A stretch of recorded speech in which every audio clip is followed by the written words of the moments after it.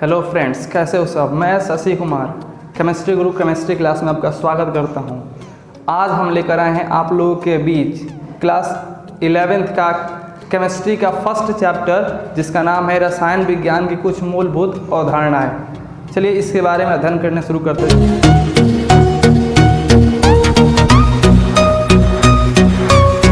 इस चैप्टर के बारे में अध्ययन करने से पहले हम ये बताना चाहेंगे कि जो रसायन होता है वो होता क्या है। तो ये जान लीजिए कि हमारे प्रकृति में पदार्थों के बीच जो घटनाएं घटती हैं उन सबका अध्ययन जिसके अंतर्गत किया जाता है उसे हम लोग कहते हैं क्या, रसायन विज्ञान।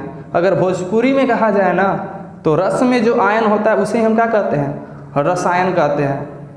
अब वो देखिए, रसायन जो होता है इसके फादर किनको कहा गया है, लेबोजियर, लभाउजे को, जिसके हिंदी में होता है लभाउजे, इंग्लिश में होता है लेबोजियर। रसायन को 3 भागों में बांटा गया। सामान्य अध्ययन के लिए रसायन को कितने भागों में, 3 भागों में।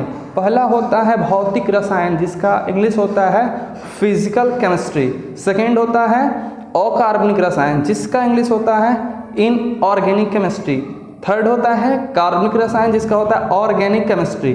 हम इन तीनों के बारे में अभी अध्ययन नहीं करेंगे। पहला रसायन विज्ञान का खंड 1 पढ़ेंगे, भौतिक रसायन। देखिए भौतिक रसायन होता क्या है। विज्ञान की रसायन विज्ञान की वह शाखा जिसमें हम रसायन के सिद्धांतों का अध्ययन करते हैं। क्या, रसायन विज्ञान की वह शाखा जिसके अंतर्गत हम रसायन के सिद्धांतों का अध्ययन करते हैं उसे ही हम कहते हैं क्या, भौतिक रसायन। देखिए भौतिक रसायन के फादर किसको कहा गया है, तो भौतिक रसायन के फादर ओस्टोबार्ड, किनको, ओस्टोबार्ड को कहा गया है। अब शुरुआत करते हैं चैप्टर का। चैप्टर का नाम क्या है, रसायन विज्ञान की कुछ मूलभूत अवधारणाएं। देखिए इसमें हम पहला टॉपिक क्या देखेंगे कि रसायन का महत्व क्या होता है, इम्पोर्टेंस ऑफ केमिस्ट्री। तो ये बाबू जान लीजिए कि रसायन जो है आधुनिक यानी कि मॉडर्न, रसायन आधुनिक विज्ञान की एक शाखा है। लिखे भी है, रसायन आधुनिक विज्ञान की एक शाखा है।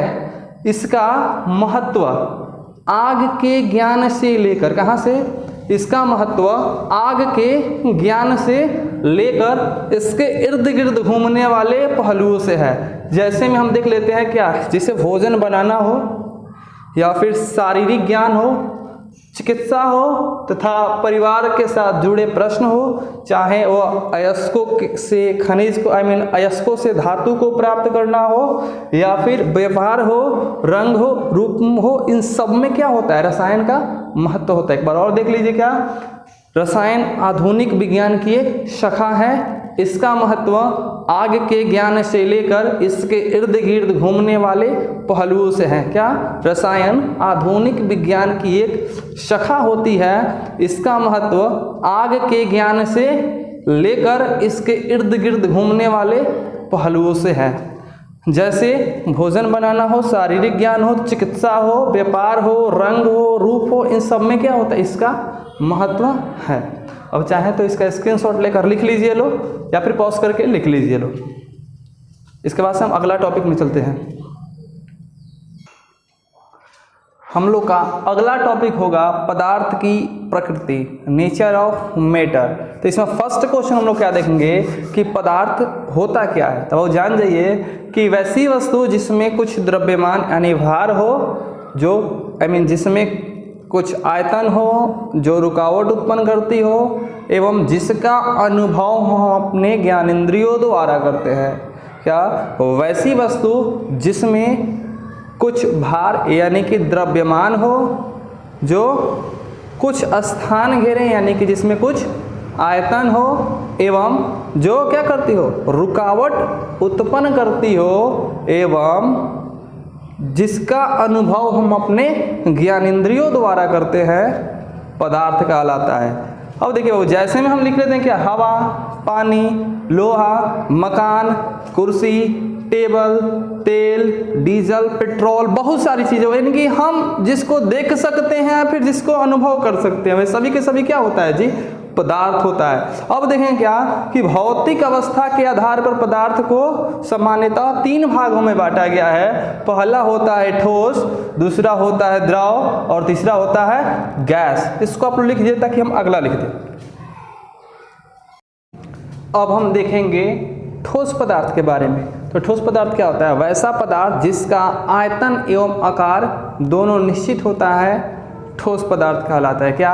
वैसा पदार्थ जिसका आयतन एवं आकार दोनों निश्चित होता है, ठोस कहलाता है। अब देखें, जैसे में क्या, जैसे में हमारा हो जाएगा कुर्सी, कलम, किताब, कॉपी, मकान, दुकान, जितना जहान है, सबके सब क्या हो जाएगा? ठोस हो जाएगा। ओके, अब देखेंगे ठोस की प्रॉपर्टीज यानी कि गुण क्या है। तो पहला क्या होता है कि निश्चित ताप एवं दाब पर, क्या? निश्चित ताप एवं दाब पर ठोस के आयतन एवं आकार में कोई विशेष बदलाव नहीं होता, यानी कि ना के बराबर होता है। ओके, सेकेंड देखें क्या कि ठोस पर दाब का कोई विशेष प्रभाव नहीं पड़ता है। क्या? ठोस पर दाब का कोई विशेष प्रभाव नहीं पड़ता है। थर्ड देखेंगे, साधारण ताप पर ठोस द्रव के भांति वाष्पित नहीं होता है। क्या?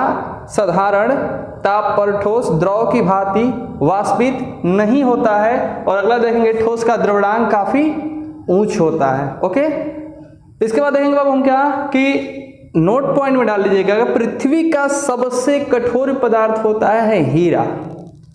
क्या होता है? पृथ्वी का सबसे कठोर पदार्थ क्या होता है? हीरा। अब देखिए, देखेंगे किसके बारे में? तो द्रव के बारे में, यानी कि लिक्विड। द्रव क्या होता है?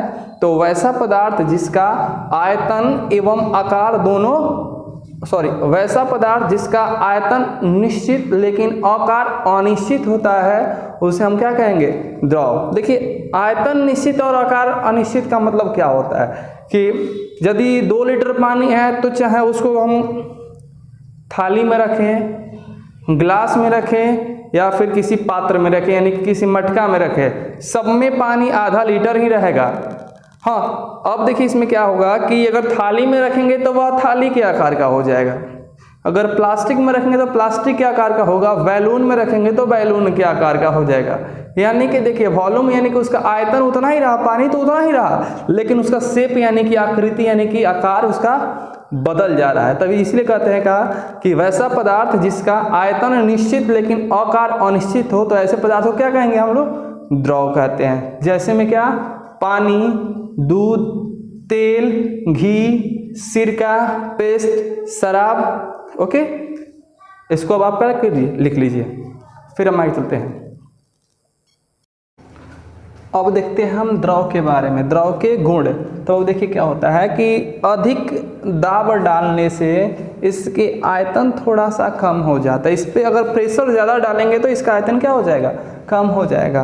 प्रत्येक ताप पर इसके ऊपरी सतह से क्या होता है? वाष्पन होता है। जैसे पानी को हम हीट करेंगे, पानी क्या होता है? वाष्प के रूप में बदलने लगता है। थर्ड क्या होता है? इसको ठंडा करने पर क्या होता है? यह ठोस के भांति जम जाता है, यानी ठोस के रूप में बदल जाता है। जैसे आप लोग नॉर्मली देखें, जब पानी को 100 डिग्री टेम्परेचर पर ठंडा करेंगे तो क्या 0 डिग्री टेम्परेचर पर करेंगे तो वह ऑटोमेटिक ठोस के रूप में बर्फ बन जाता है।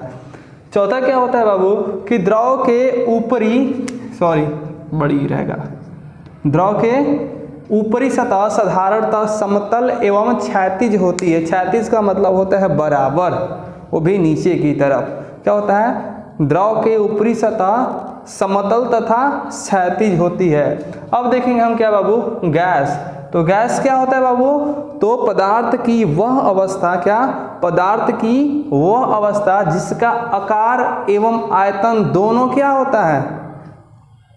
अनिश्चित होता है। क्या? द्रव की पदार्थ की वह अवस्था जिसका आयतन एवं आकार दोनों अनिश्चित होता है, गैस कहलाता है। जैसे में हमारा ऑक्सीजन, हाइड्रोजन, कार्बन डाइऑक्साइड, बहुत सारी गैसें हैं, इत्यादि कर लीजिए। ओके, अब इसके आगे देखते हैं, इसको आप लिख लीजिए, फिर आगे देखते हैं। अब देखेंगे हम गैस के गुण, प्रॉपर्टीज ऑफ गैस। इससे पहला क्या होता है बाबू कि इसके ताप में वृद्धि पर, क्या? इसके ताप में वृद्धि पर इसके आयतन में वृद्धि होता है। क्या करते हैं बाबू? जिससे इसको गर्म करेंगे या फैलना शुरू होगा। तभी तो कहा जाता है कि हवा गर्म होने पर क्या होती है? फैलती है। और यही कारण होता है कि गर्मी के दिनों में हमारा साइकिल पंचर हो जाती है, भड़क जाता है। चूँकि कम हवा रहता है, जैसे ही हीट होता है वह फैलना शुरू करता है, अपना एरिया खोजता है, नहीं मिलता है तो भड़क जाता है। देखिए फट जाता है। सेकंड क्या होता है कि द्रव का घनत्व ताप एवं दाब पर निर्भर करता है। क्या? द्रव का घनत्व ताप एवं दाब पर निर्भर करता है। तीसरा होगा क्या? इसमें विसरण गुण पाया जाता है। विसरण का मतलब होता है फैलना, बहुत स्पीड फैलता है। जैसे कि हम सेंट मारेंगे एक जगह, चारों तरफ कमरे में फैल जाएगा, इसी को कहते हैं हम लोग विसरण गुण।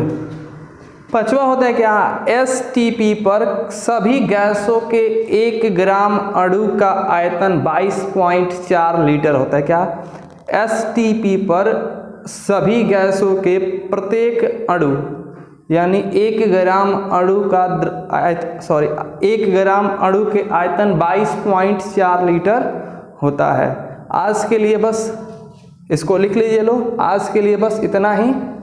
इसके आगे हम नेक्स्ट वीडियो में देखेंगे कि रासायनिक दृष्टि से पदार्थों का वर्गीकरण किस प्रकार से किया गया है। तब हम रासायनिक संयोग देखेंगे, उसके नियम देखेंगे, 5 गो नियम है उनके बारे में पढ़ेंगे। ओके, अगर आप अगला वीडियो देखना चाहते हैं तो इसके लिए हमारे चैनल को क्या कीजिए, सब्सक्राइब कीजिए। Thanks for watching.